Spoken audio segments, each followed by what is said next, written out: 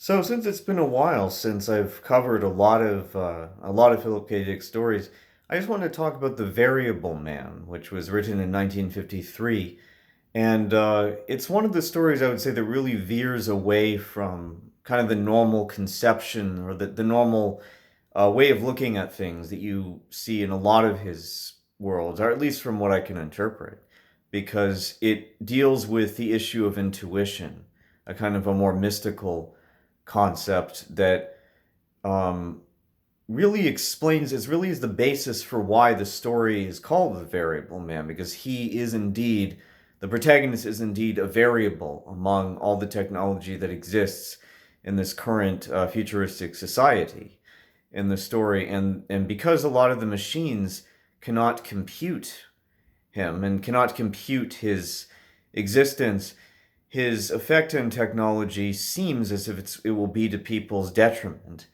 even though they're trying to use him to fight this totalitarian system called Proxima Centauri.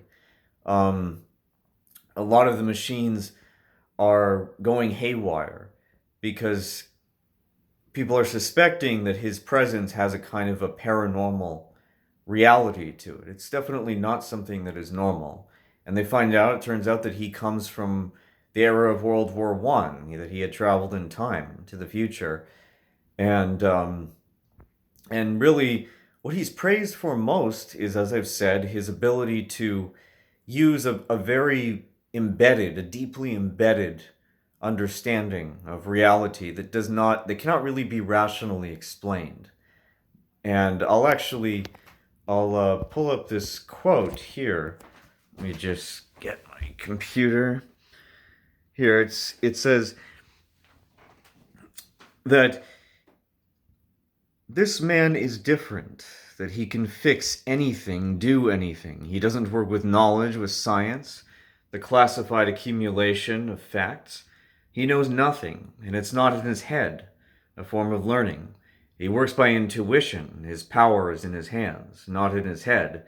Jack of all trades, like a painter, an artist. And he cuts across our lives like a knife's blade. So there you go. That really is almost like the thesis of the whole story, and um, that's where I feel like Philip K. Dick. One really fun thing I notice about this is it seems like Philip K. Dick is opening the curtain a little bit. He's showing you a deeper side of himself that he normally kind of disguises more under this very kind of drawling, monotonous world that he always talks about, where nobody has any emotion, nobody has any soul. But he's saying, no, wait a minute, there is hope. There is, all the worlds and the potential warning tales that I've given you do not rule out the possibility of change. That there is a deeper reality that perhaps is in history that people buried, that's from an older time that people tried to suppress and try to replace with something else, because it was too heroic. Kind of like the way that we think about a lot of the romantic poets, a lot of the kind of the people that we think of as more of being our spiritual mentors in classical literature, like Beethoven, like things that you wouldn't be able to logically put your finger on and go, okay, now I know that okay, there's a logical A plus B equals C basis for why that person is brilliant, right? A lot of it comes from pulling something outside of themselves, but also developing and accumulating knowledge from the world around them to um, build that craft and then be able to um, become a really big influence in the world around them. And I think Philip K. Dick's characters also alludes to a lot of a lot of different things in history. Even as I've mentioned, that sort of Promethean character who people think is a wreck and who think is going to cause harm to society because he disrupts the natural order of things, what they think is a natural order, but then he ends up creating change.